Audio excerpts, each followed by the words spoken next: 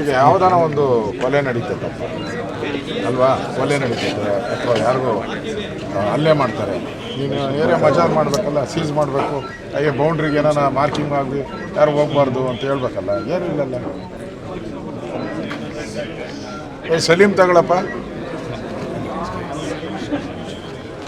COD ಅವರೇ ತಾನೇ ಮಾಡ್ತಾರೆ. ಈಗ ನಾವು ಬಂದಿದ್ದೀರಪ್ಪ, ನೋಡಿದ್ರಿ ನಮಗೇನೋ ಇದೆಲ್ಲ ನಡೆಯೋದು ಏನು ಅರ್ಥ, ಇಷ್ಟೆಲ್ಲ ಚರ್ಚೆಯಾಗಿ ಗಲಾಟೆಯಾಗಿ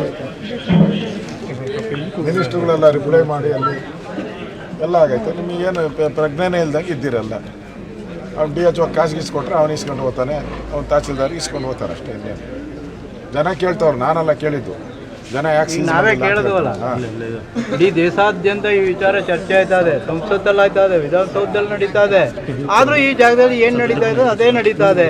ಒಂಚೂರು ಎಚ್ಚರಿಕೆನೇ ಇಲ್ಲ, ಅವ್ರಿಗೆ ಭಯ ಇಲ್ಲ. ಹಲೋ ಸಲೀಮ್, ಅದೇ ಭ್ರೂಣ ಹತ್ಯೆ ಇದಾಗಿತ್ತಲ್ಲ, ನಾನು ಬಂದಿದ್ದೀನಿ ಸ್ಪಾಟ್ಗೆ, ಆಲೆಮನೆ. ಇಲ್ಲಿ ಏನು ಅವನ ಆಲೆಮನೆ ಪಾಡಿಗೆ ಆಲೆಮನೆ ನಡ್ಸ್ಕೊಂಡು ಹೋಗ್ತಾವನೆ. ಆ ರೂಮ್ ಯಾವುದಿತ್ತು, ಯಾವ ಆಡಿಯಾ,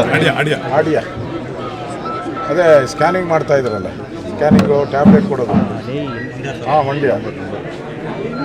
ಇಲ್ಲಿ ಲೋಕಲ್ ಪೊಲೀಸ್ಗೆ ಹೇಳಿದ್ರೆ ನಮ್ಗೆ ಸಂಬಂಧ ಇಲ್ಲ ಸರ್, COD ಅವರು ಅಂತಾರೆ.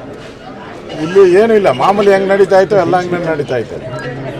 ಯಾವುದು ಸೀಸ್ ಆಗಿಲ್ಲ ಇಲ್ಲಿ. ಅದಕ್ಕೂ ಮಾಡ್ತಾ ಇದ್ದಿದ್ದು ರೂಮ್ಗೆ ಸೀಸ್ ಮಾಡಿ ಅದಕ್ಕೇನ ಒಂದು ಸೀಲ್ ಹಾಕ್ಬೇಕಾಯ್ತದೆ. ಹಾಂ, ಇಲ್ಲೇನೋ ಅವ್ನು ಗ್ಲೌಸ್ ಇಟ್ಕೊಂಡಿರ್ತಾನೋ, ಬಟ್ಟೆ ತಂದು ಹಾಕಿರ್ತಾನೋ, ಇವೆಲ್ಲ ಎವಿಡೆನ್ಸ್ ಅಲ್ಲ.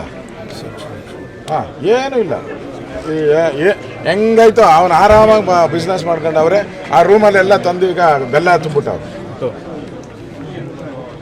ಸ್ವಲ್ಪ ಕ್ಲಾಸ್ ತಗೊಳ್ಳಿ. ಏನು ಜನಕ್ಕೆ ಏನು ಮೆಸೇಜ್ ಹೋಗ್ತೈತೆ ಮಾಡಿ. Okay okay, thank you.